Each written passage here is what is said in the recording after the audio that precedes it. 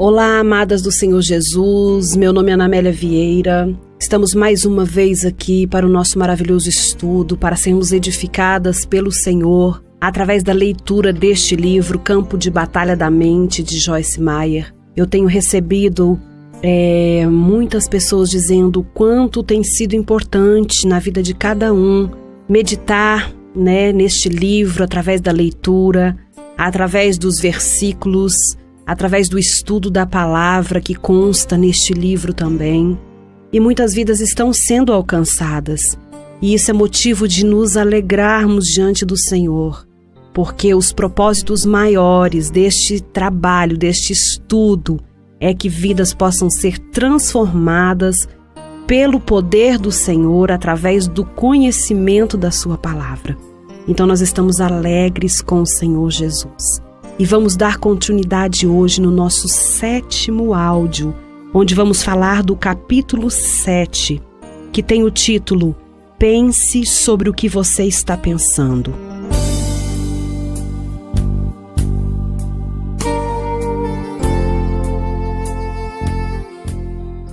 No livro de Salmo 119, verso 15 diz: Meditarei nos teus preceitos e as tuas veredas terei respeito. A palavra de Deus nos ensina sobre o que deveríamos gastar no nosso tempo pensando. O salmista disse que ele pensava ou meditava nos preceitos de Deus. Isso significa que ele passou muito tempo ponderando e pensando sobre os caminhos de Deus, suas instruções e seus ensinamentos. No Salmo 1, versículo 3, está escrito que a pessoa que faz assim é como a árvore plantada junto à corrente das águas, que no devido tempo dá o seu fruto, e cuja folhagem não murcha, e tudo quanto ela faz será bem-sucedido. É muito benéfico pensar sobre a palavra de Deus. Quanto mais tempo uma pessoa gasta meditando na palavra, mais ela colherá da palavra. Então tenha cuidado com o que você pensa. Marcos capítulo 4, versículo 24.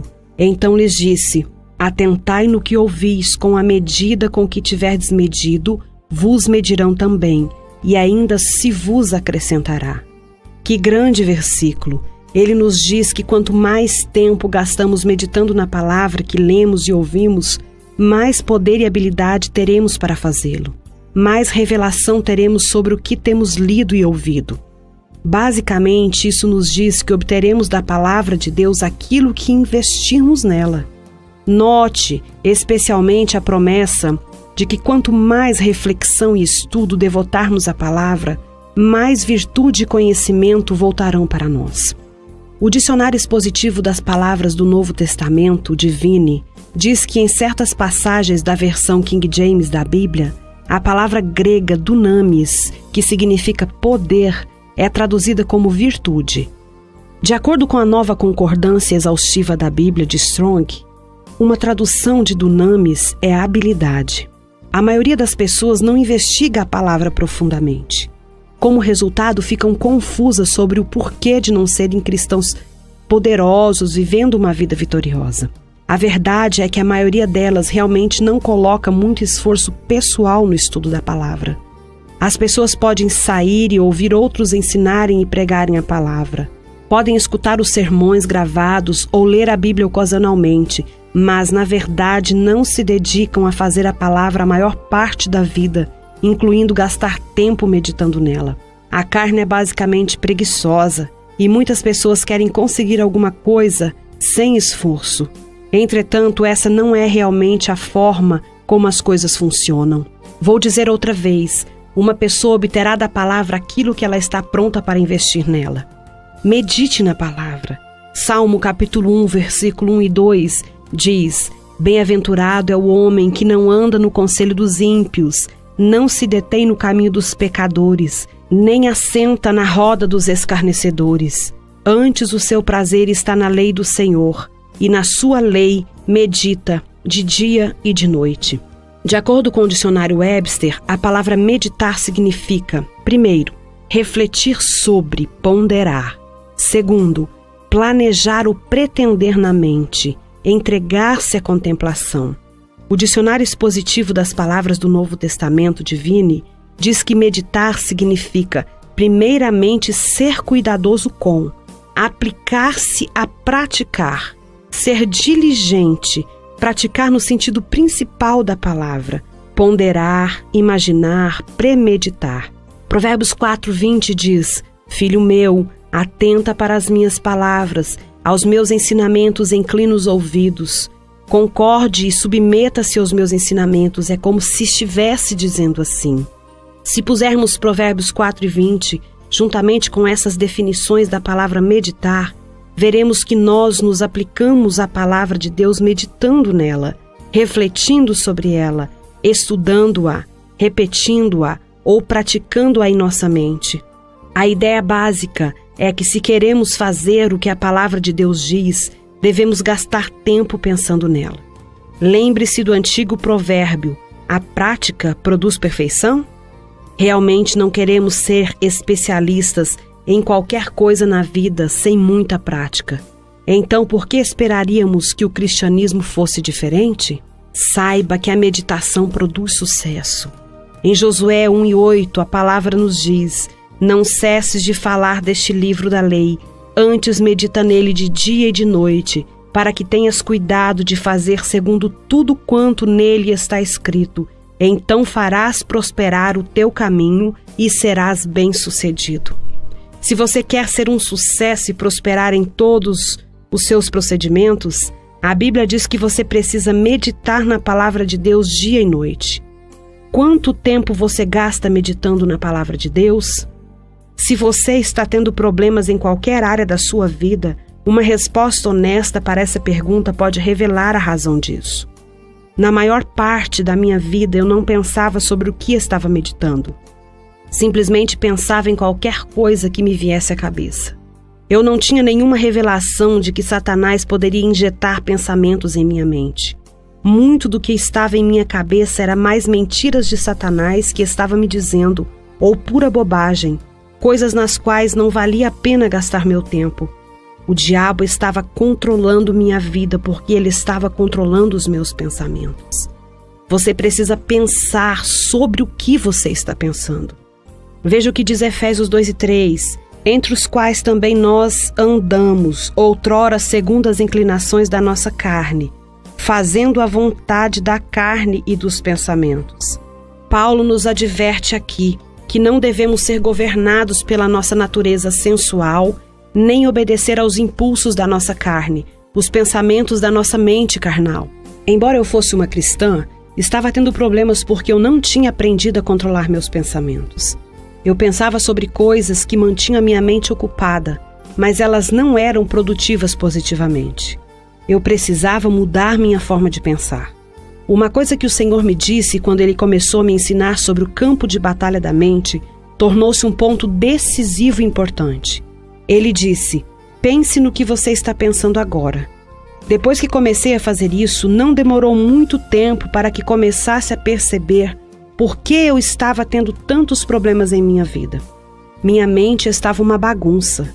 Eu estava pensando todas as coisas erradas. Eu ia à igreja e havia feito isso por anos, mas na realidade jamais pensava sobre o que ouvia. Entrava por um ouvido e saía pelo outro, por assim dizer. Eu lia algumas passagens na Bíblia todos os dias, mas nunca pensava sobre o que eu estava lendo. Eu não estava me aplicando à palavra. Eu não estava pensando no que eu estava ouvindo nem estudando. Portanto, nenhuma virtude ou conhecimento me voltava à memória. Em Salmo 48, verso 9, diz: pensamos, ó Deus, na tua misericórdia no meio do teu templo. Nós precisamos meditar nas obras de Deus. O salmista Davi falava frequentemente a respeito da meditação em todas as obras maravilhosas do Senhor. Os poderosos atos de Deus, ele disse que pensava no nome do Senhor, na misericórdia de Deus e em muitas outras coisas correlatas. Quando ele estava se sentindo deprimido, escreveu no Salmo 143, verso 5, por isso dentro de mim esmorece o meu espírito e o coração se vê turbado. Lembro-me do dia de outrora, penso em todos os teus feitos e considero nas obras das suas mãos. Vemos nessa passagem que a resposta de Davi aos seus sentimentos de depressão e melancolia não era meditar no problema. Em vez disso, ele literalmente se sobrepunha ao problema. escolhendo lembrar-se dos bons tempos e dos dias passados, considerando os feitos de Deus e as obras de suas mãos. Em outras palavras, ele pensava em alguma coisa boa, e isso o ajudava a superar a depressão. Jamais se esqueça disso. Sua mente desempenha papel importante na sua vitória. Sei que é o poder do Espírito Santo trabalhando por meio da palavra de Deus, que traz vitória à nossa vida.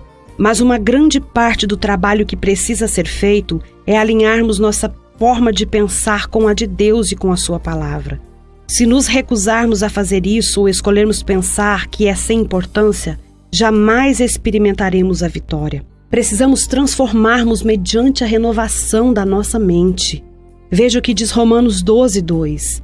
E não vos conformeis com este século, mas transformarmos pela renovação da vossa mente, para que experimenteis qual seja boa, agradável e perfeita vontade de Deus.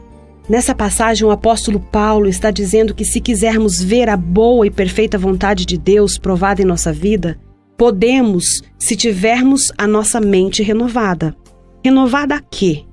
Renovada a forma de pensar de Deus. Por esse processo de nova forma de pensar, seremos mudados ou transformados naquilo que Deus quer que sejamos. Jesus fez essa transformação possível pela sua morte e ressurreição. Isso se torna uma realidade em nossa vida por esse processo de renovação da mente. A essa altura, pode evitar qualquer confusão. Digo que a forma correta de pensar nada tem a ver com a salvação. A salvação é baseada unicamente no sangue de Jesus, sua morte na cruz e na sua ressurreição. Muitas pessoas estarão no céu porque elas verdadeiramente aceitaram Jesus como seu Salvador. Mas muitas delas jamais andarão em vitória, nem desfrutarão o bom plano que Deus tinha para a vida delas, porque não tiveram a mente renovada de acordo com a palavra de Deus. Por anos eu fui uma dessas pessoas.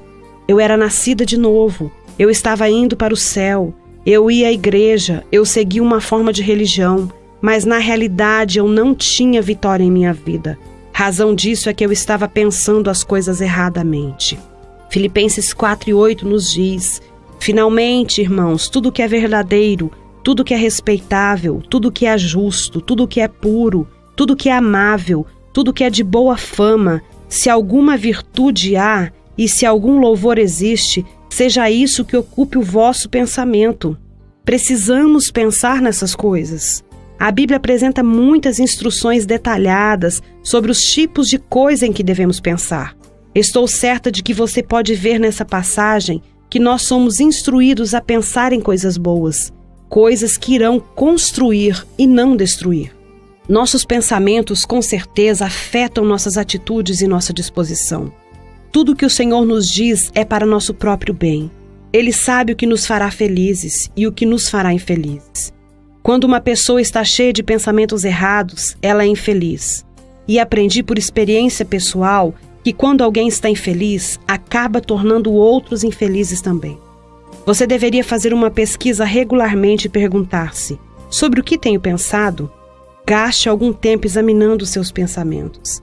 Pensar sobre o que você está pensando é muito valioso, porque Satanás leva as pessoas a pensar que a fonte de sua infelicidade ou problema é alguma coisa diferente do que realmente é. Ele quer que elas pensem que estão infelizes em virtude do que está acontecendo em volta delas. Mas a infelicidade deve-se, na verdade, ao que está acontecendo dentro delas, no campo dos seus pensamentos. Por muitos anos, realmente acreditei que era infeliz por causa de coisas que os outros estavam fazendo ou não fazendo. Eu colocava a culpa da minha infelicidade em meu marido, em meus filhos. Se eles fossem diferentes, se eles fossem mais atentos às minhas necessidades, se eles me ajudassem mais em casa, então eu pensava que seria mais feliz. Era uma coisa e outra por anos. Finalmente decidi encarar a verdade, que nenhuma dessas coisas tinha de me fazer infeliz se eu escolhesse ter a atitude correta. Eram meus pensamentos que estavam me fazendo infeliz. Digo-lhe pela última vez, pense sobre o que você está pensando. Você pode localizar alguns dos seus problemas e colocar-se a caminho da liberdade muito rapidamente. Maravilhosas palavras deste capítulo que nós acabamos de ler. que vem nos dizer que precisamos estar atentas aos nossos pensamentos, pensar sobre o que estamos pensando. E com este áudio, nós encerramos a primeira parte do livro, que é a importância da mente. E vamos, no próximo áudio, iniciar a segunda parte desse livro. Tem me chamado muito a atenção a comparação sobre a ciência da cognição que a autora vem trazer.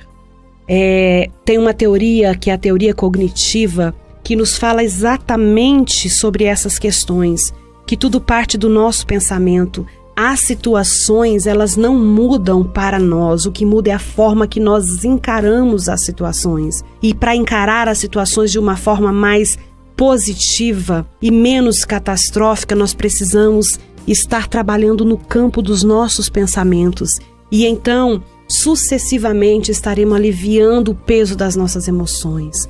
Então pense, cognição quer dizer pensamento. Então tem um paralelo muito grande com a terapia cognitiva, com a teoria, mais propriamente dita, a teoria cognitiva. Precisamos estar ligadas nos nossos pensamentos, Precisamos estar pensando sobre o que estamos pensando. E assim nós vamos conseguir identificar os pontos negativos que estão trazendo uma dificuldade na nossa qualidade de vida. Encerramos assim mais um áudio neste dia. Que o Senhor em Cristo Jesus abençoe a sua vida. Em nome de Jesus.